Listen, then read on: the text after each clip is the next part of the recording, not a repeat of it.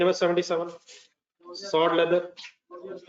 इस तरह क्वेश्चन अभी करने से होने हैं, और अभी ये अगर स्टेज आ जाए, मैंने कल भी आपसे कहा था, मेरे सामने फिर वही क्वेश्चन है, अगर ये स्टेज आ जाए कि अभी ये क्वेश्चन देखे और 100% हो गए, तो डेफिनेटली फिर तो पेपर भी कल दे देना चाहिए आपको। तो अभी आप लर्निंग फेज में है, अभी ये चीजें आपको अंडरस्टैंड करनी है और कोशिश करनी है। तो ये 100% इंडिविजुअली नहीं होगा, इसमें हो सकता है आपको हेल्प लेनी पड़े, लेकिन आफ्टर ऑल द बेस्ट मेरा ख्याल है कंप्लीट होना चाहिए।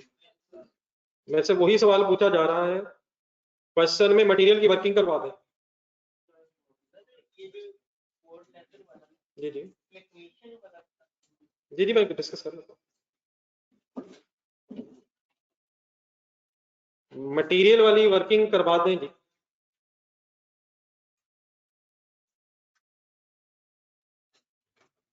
मटेरियल सॉल्व हो गया वैसे आप लोग?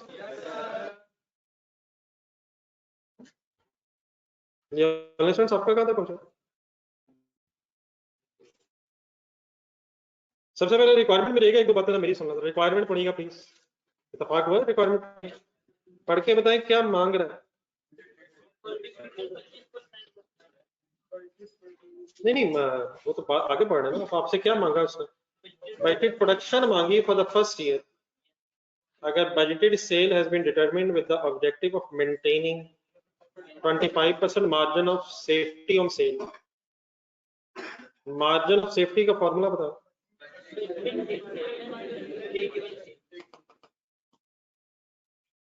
आपके पास जो डेटा अवेलेबल है, यहाँ से मेरा ख्याल है कि आप ब्रेक इवन निकाल सकते हैं। पहले मार्जिन ऑफ सेफ्टी की परसेंटेजेस हेल्पफुल हो जाएंगे। मार्जिन ऑफ सेफ्टी में 25% ज़हन में रख के बताएं, 100 क्या होता है? बाइटेड सेल, पूरे वर्ड्स जहाँ पूरे वर्ड्स हैं वहाँ पूरे वर्ड्स होने चाहिए। बाइटेड सेल 100 है, मार्जिन ऑफ सेफ्टी का 25 है, तो मार्जिन ऑफ सेफ्टी और बाइटेड सेल के दरमियान ब्रेक इवन सेल होती है। तो मीन्स से अगर आप ब्रेक इवन ढूंढ लेंगे तो वो 75% ऑफ द बाइटेड सेल हो जाएगा, इनटू 100 करके बाइटेड सेल आ जाएगी। लेकिन रिक्वायरमेंट दोबारा देखें, आपने तो बाइटेड सेल निकालनी नहीं है, आपने बाइटेड प्रोडक्शन निकालनी है, और स्टॉक अवेलेबल है, स्टॉक भी है। लास्ट पॉइंट 5 ओपनिंग है या क्लोजिंग है? ओपनिंग इसलिए नहीं कि शायद फर्स्ट ईयर स्टार्ट होने साल, लेकिन स्टॉक भी 1 महीने का रखना है। तो जब बजटेड सेल आ जाएगी तो budgeted sale for the period को डिवाइड बाय 12 कर देंगे। डिवाइड बाय 12 करने से क्या होगा? मंथली सेल आ जाएगी। और सोच के बताइएगा मल्टीप्लाई बाय 13 का मतलब फिर क्या होगा? 13 महीने की प्रोडक्शन करेंगे तो फिर 12 महीनों की सेल करके 1 महीने का स्टॉक रख सकेंगे। डेफिनेटली इंटू 1 भी कर सकते हैं। इंटू 1 से क्या आ जाएगा? 1 महीने का स्टॉक आ जाएगा, total sale plus stock. Finish goods का काउंट ध्यान में बनाएंगे। Finish goods opening stock relevant नहीं है। 12 महीनों की सेल किस तरफ आएगी? स्टॉक अकाउंट में फिनिश, और 1 महीने का स्टॉक जमा होकर फिर प्रोडक्शन बन जाएगी। तो किस तरतीब से आप पहुंच सकेंगे प्रोडक्शन तक? पहले ब्रेक इवन आएगा, ब्रेक इवन से 75 इंटू 100 होते हैं बाइटेड सेल आएगी, और बाइटेड सेल से फिर आप बाइटेड प्रोडक्शन पे पहुंच सकते हैं। मुझे जरा काइंडली 2-3 फिगर्स यहाँ से सॉल्व करा दें जरा, उसके बाद अगर कोई पॉइंट आपका रहेगा तो डिस्कस कर लेते हैं। लेकिन काइंडली जरा अपनी वर्किंग ढूंढें जरा, जो आपने की हुई ब्रेक इवन यूनिट्स का डाटा है। नहीं, ब्रेक इवन यूनिट्स का डाटा है, सेल ही निकालनी पड़ेगी सीधे। वो कैसे पता चला? पर यूनिट निकल आना, पर यूनिट निकल आना, यूनिट्स अवेलेबल है, सेल के पेयर्स अवेलेबल है, यूनिट्स पेयर्स में अवेलेबल है। तो फॉर्मूला क्या है? Total fix cost divide by contribution पर। अब बीच में ऐसे फिगर्स ढूंढ ढूंढ के बताते रहिएगा। नहीं, टोटल फिक्स कॉस्ट इकट्ठी करते हैं फिगर्स के साथ। जरा ढूंढ ले जरा, मुझे जगह बता दें कहाँ कहाँ अवेलेबल है। फिक्स प्रोडक्शन ओवरहेड्स किस पॉइंट में गिवन है? बोलते जाइएगा। पहले टेबल में गिवन है 35 मिलियन। वही फिक्स सेलिंग भी चाहिए। टोटल फिक्स कॉस्ट का वैसे मीनिंग क्या है? प्रोडक्शन नॉन प्रोडक्शन मिला के लेने हैं, तो नॉन प्रोडक्शन 15 मिलियन है। हाँ जी, एक ढूंढे पॉइंट नंबर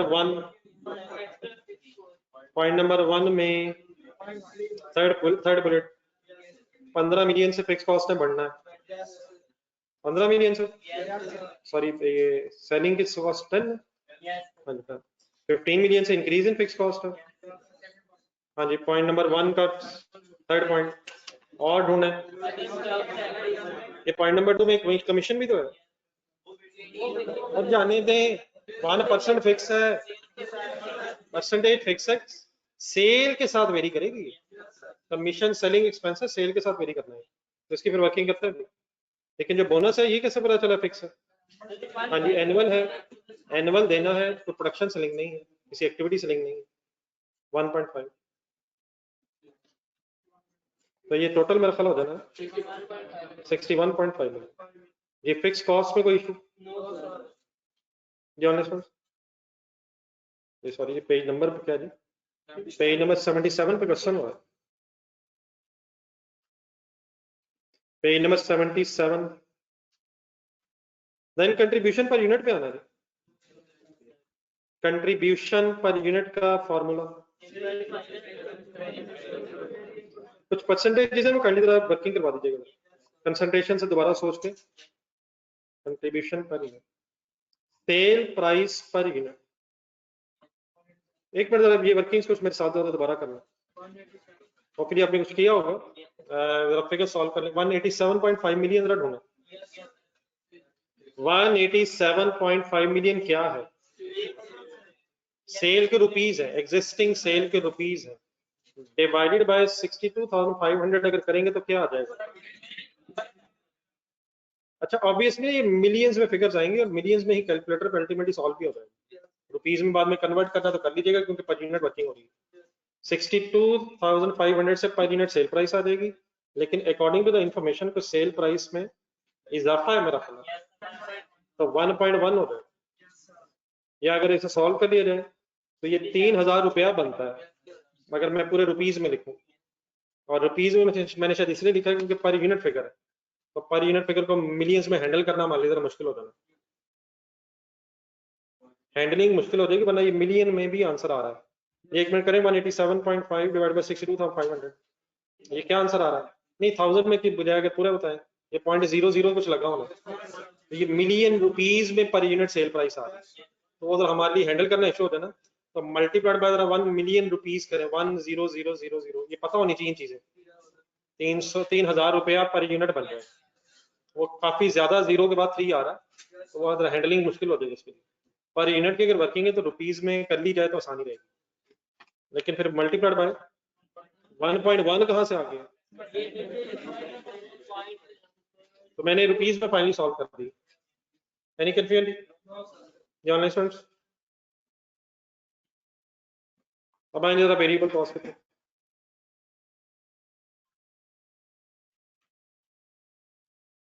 मटेरियल जरा देख लें और से तरीका शुरू करने लगा हूं अब इसके लिए जरा डाटा ढूंढ रहा इसमें डाटा भी जरा और भी दिया हुआ हाँ जी 187.5 सेल की बेस पे कुछ परसेंटेजेस बताई हुई हैं ये पेज नंबर 78 के स्टार्ट पे है variable production cost in the proportion of 40 35 and 25 for material labour and overheads 60% of sale तो 60% ऑफ सेल पहले सेल है ये इनटू मैंने किया 60% बताइए इसका नाम क्या बना वेरिएबल प्रोडक्शन कॉस्ट बन गई इसको मैंने फिर 40% क्यों किया ये बन गई मटेरियल रॉ मटेरियल कॉस्ट बन गई प्रोडक्शन कॉस्ट में मटेरियल कॉस्ट आ गई अब यहाँ से दो तरीके हो सकते हैं कि पहले पर यूनिट बना लें और पर यूनिट में फिर लॉसेस का इम्पैक्ट ले लें आपने कैसे किया वैसे यहाँ से यहीं से आगे ले गए मैं अगर फॉर एग्जांपल यूं करूं यहाँ पे डिवाइड बाय 62,500 तो ये मैंने किया क्या अब प्रोडक्शन और सेल में डिफरेंस नहीं है according to the data given तो स्टॉक सेम है मतलब स्टॉक नहीं हमने रखना है फ्यूचर में तो स्टॉक्स की इंफॉर्मेशन होने से सेल और प्रोडक्शन फिर सेम ही होगी तो यानी मैंने per unit raw material consume निकाली है एग्जिस्टिंग सिनेरियो में एग्जिस्टिंग में या रिवाइज में एग्जिस्टिंग में और यहाँ से ऑनवर्ड जब भी कभी ये लॉसेस आए इन्हें लेना हमेशा सीरियस आपने और इनकी बेस पे कोई अपने जहन में कोई डायग्राम सेट करनी है तो ढूंढने लॉसेस बताया मैं reduce raw material wastage from 10 to 5 once again input नहीं लिखा हुआ, लेकिन अगर क्वेश्चन साइलेंट हो तो फिर इनपुट की बेस्ड है अपने what is the existing scenario.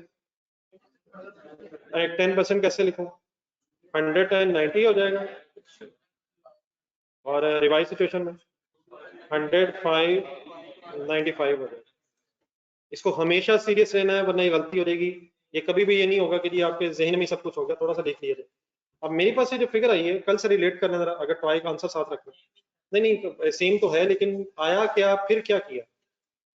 यहाँ तक जो फिगर आएगी, यहाँ तक जो फिगर आएगी, रॉ मटेरियल कंज्यूम्ड आएगा।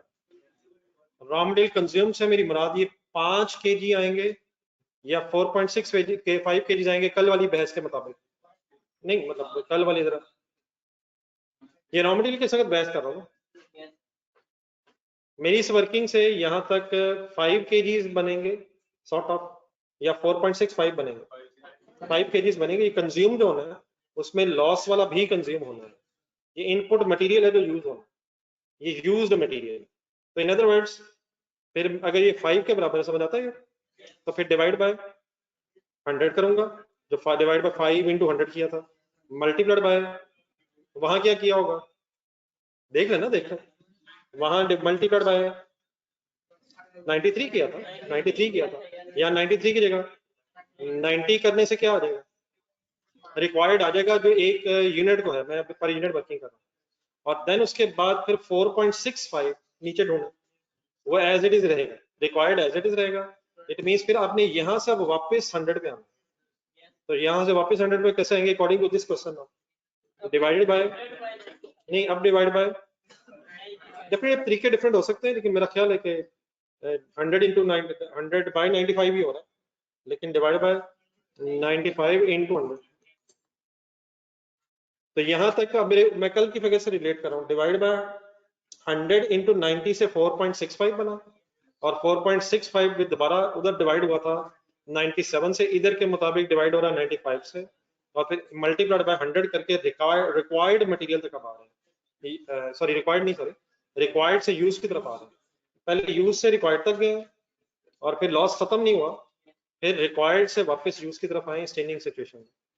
अब ठीक है प्लीज जी। अब्दुल हादी साहब आप पूछ रहे थे शायद, ये आंसर बता दें फाइनल, मेरा जरा सॉल्व करें। नहीं फाइनली थाउजेंड्स में, सॉरी रुपीज में। जी बेटा अगर आपने अलग करना तो यकीनन करें, अलग करना आपकी चॉइस है। जी बताइएगा कौन सा फाइनली चेक करें, बनता होगा मेरा ख्याल, अगर रुपीज में मेरा मिलियंस में बन रहा होगा तो मिलियंस को जरा रुपीज में कन्वर्ट करना बनता है, जो मैंने 682.1 लिखा। ठीक है सर, चलिए वाइंड अप करवाएंगे। लेबर 187.5 इंटू 60 इंटू 35 तक बताएं क्या आया। हाँ जी एग्जिस्टिंग आ गई। अब लेबर में को चेंज इंटू 0.95 या 95% एंड डिवाइडेड बाय, अब ये 62,500 से डिवाइड क्यों हो रहा है, ये पर यूनिट बनाने के लिए हो रहा है, तो फाइनल आंसर आ जाएगा आपका 598.5। लेकिन बहरहाल जब तक ये करेंगे नहीं हाथ से, ये गलतियां होंगी, होनी चाहिए, होंगी तो इंप्रूव होंगी। वेरिएबल और 187.5 इंटू 60%, बार बार क्या ही जा रहा है, 60% ऑफ सेल इंटू 25% इंटू 1.06 हो।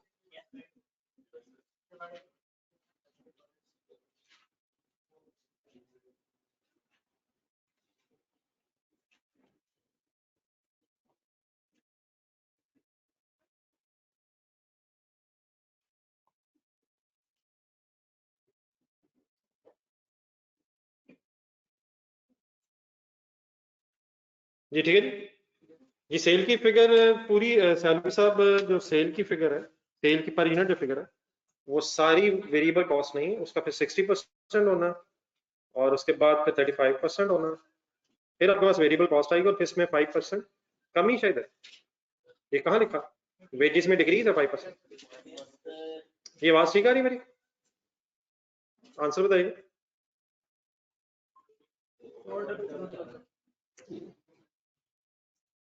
ये जरा रिकनेक्ट करके देखें, मेरे ख्याल है आवाज ठीक है मेरी, कहीं अगर इशू आ रहा है तो कहीं दोबारा जरा चेक करना। जी सियालवी साहब ठीक है। पहले आपको वेरिएबल कॉस्ट बनानी है, फिर उसमें अकॉर्डिंगली चेंज करना। 477 चलिए वाइंड अप करवाइए। कमीशन, बल्कि कमीशन से पहले भी कुछ है शायद। हाँ जी, variable selling and distribution 15% of sale. 1.02 कहाँ से आ रहा है? पॉइंट नंबर बताएं जरा। पॉइंट नंबर 3 है वेरिएबल सेलिंग एडमिन। तो वेरिएबल सेलिंग 187.5 into 15%। अच्छा, डिवाइड बाय 60 to 500 मेरा ख्याल है पहले बेहतर है वैसे। पहले पर यूनिट निकाल लें फिर मल्टीप्लाई करते हैं 12, लेकिन डिवाइड पहले हो जाए मल्टीप्लाई पहले हो जाए, इस फर्क तो नहीं पड़ता। नहीं पता है क्या कर रहा है? पहले पर यूनिट निकाल लें और फिर उसको अकॉर्डिंगली चेंज कर, पुराना पर यूनिट निकाल लें फिर उसको करना। बाकी डेफिनेटली नेट इफेक्ट सेम है। 459। अब आ जाए वेरिएबल कमीशन। इंट्रोड्यूस है शायद, कमीशन इंट्रोड्यूस होना पहले शायद नहीं। तो अब इसका कैसे करेंगे वर्किंग? अब ये पुराना तो है नहीं, अब आपकी पर यूनिट हम वर्किंग कर रहे हैं। तो 3300 सेल प्राइस है इंटू 1%, 33। क्या हाल है? ये पहले तो नहीं कमीशन, कमीशन पहले भी कहाँ लिखा होगा? हाँ जी, improve efficiency by paying 1% commission. तो इसका पुराना जिक्र नहीं, तो इजाफी खर्चा वेरिएबल टोटल बता दो। 1050। अच्छा, वेरिएबल कॉस्ट से कटिंग कर दे बहुत।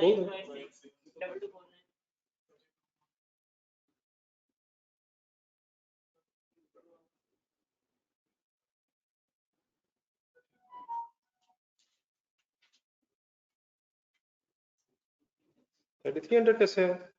ये 3000 इंटू 1%, सेल प्राइस इंटू 1.1%। जी सैलरी साहब, अगर मैं 0.95 कर रहा हूँ, 0.95 की जगह 95% कर दूं? सैलरी साहब ये मजाक तो ना करेंगे? मल्टीप्लाई बाय 60 इंटू 40 लेके 95% कर सकता हूँ। तो मैंने 95% ही किया है। जी ठीक है जी, 3300 समझ आ गया। 3300 सेल प्राइस, ये टोटल वेरिएबल कॉस्ट बता रहे हैं। 2249.6। चले बाकी तो मेरे ख्याल कंप्लीट हो सकता है। मेन इसमें चीज ये थी कि मार्जिन ऑफ सेफ्टी के फॉर्मूले का पता हो। क्या है वो formula? What is 100? Budgeted sale 100 है, मार्जिन ऑफ सेफ्टी का 25 है, तो इनके दरमियान में वेरिएबल कॉस्ट नहीं है, ब्रेक इवन सेल। और ब्रेक इवन सेल से फिर फाइनली आपने ब्रेक इवन सेल से, सॉरी, बाइटेड प्रोडक्शन तक जाना है। ब्रेक इवन सेल से बाइटेड सेल और उससे फिर बाइटेड प्रोडक्शन। तो why the budgeted production and budgeted sale will be different? Because of stock. अगर वो ना होता फिर बाइटेड सेल ही बाइटेड प्रोडक्शन होगी। Any other confusion you find? जी ऑनलाइन स्टूडेंट्स,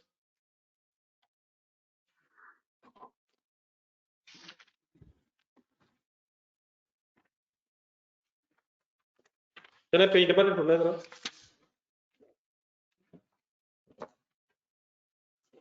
ये पेज नंबर अभी रहने दें, रजिस्टर का पेज नहीं निकालना।